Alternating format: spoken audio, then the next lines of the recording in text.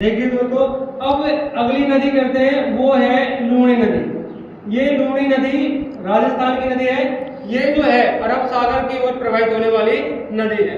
अब जो अरब सागर की ओर प्रवाहित होने वाली नदी, इसके बारे में पढ़ते हैं। अब ये निकलती कहाँ से? आप देखो, एक आपको त्रिभुज के आकार में एक जिला दिखता है। एक त्रिभुज के आकार में आपको जिला दिखता है, जिस जिले का नाम है अजमेर। कौन सा है? अजमेर।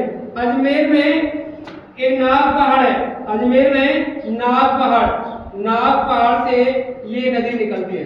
नाग पहाड़ से ये नदी निकलती है। अब तो बोलने को तो ये बोलते हैं कि दो धाराओं में आगे नदी मिलती है, दो धाराएं आगे मिलती है, जब जाके नदी यहाँ से आगे निकलती है।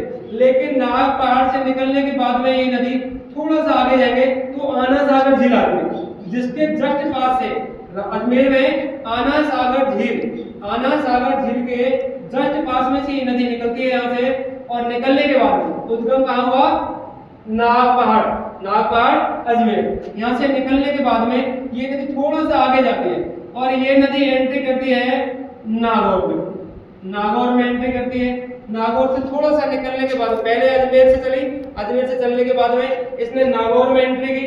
नागौर में एंट्री करने के बाद थोड़ा सा आगे चली और ये नदी पाली में एंट्री की।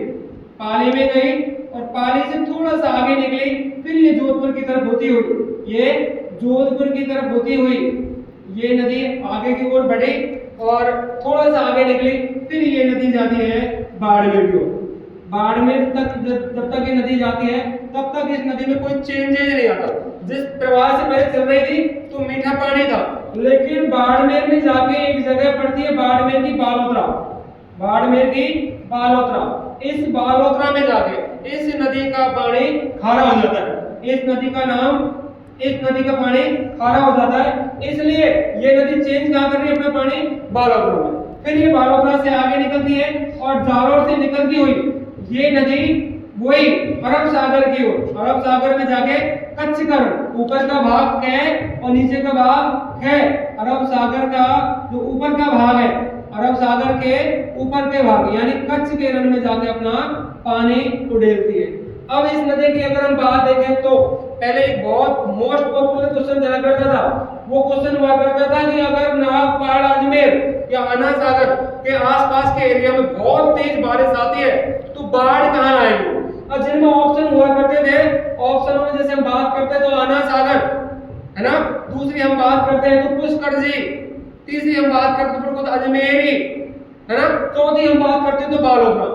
अभी क्वेश्चन सोचने को ही नहीं था कि बालोतरा में भी वहां जाके भी कोई बाढ़ आएगी, क्यों बारिश आ रही है अजमेर में। लेकिन दोस्तों बात ये है कि धरातल की दृष्टि से निचला स्थान, इस नदी का पूरा पानी बह के और अपना जो धरातल स्थान है उसका जो सबसे नीचे का स्थान है वो बालोतरा में जाके वो पानी जाके इकट्ठा होता है और जो बाढ़ आती है वो आती बालोतरा में। अब अगर हम इस नदी की देखते हैं कुल लंबाई, दोस्तों इस नदी की देखते हैं हम कुल लंबाई, तो इस नदी की कुल लंबाई है 495 किलोमीटर। मतलब जहां से ये नदी निकलती है, कहां से? नाग पहाड़ से। जहां से ये नदी निकल रही है नाग पहाड़ अजमेर से, वहां से लेकर अरब सागर का जो कच्छ का रण है यहां तक इसकी जो लंबाई है वो 495 किलोमीटर है।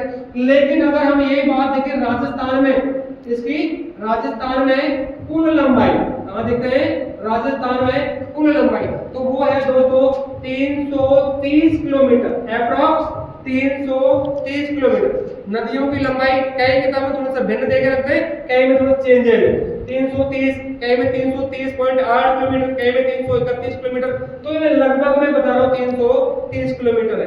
अब इस नदी की देखते हैं सहायक नदियां। अब इस नदी की देखते हैं सहायक नदी। तो सहायक नदी नाम से ही पता लगता है, जिस हिसाब से इसका नाम अपन बोल रहे हैं लूणी, तो जोजड़ी है ना, सूकड़ी, मीठड़ी, खारी, ये नदियां इसकी सहायक नदियां हैं।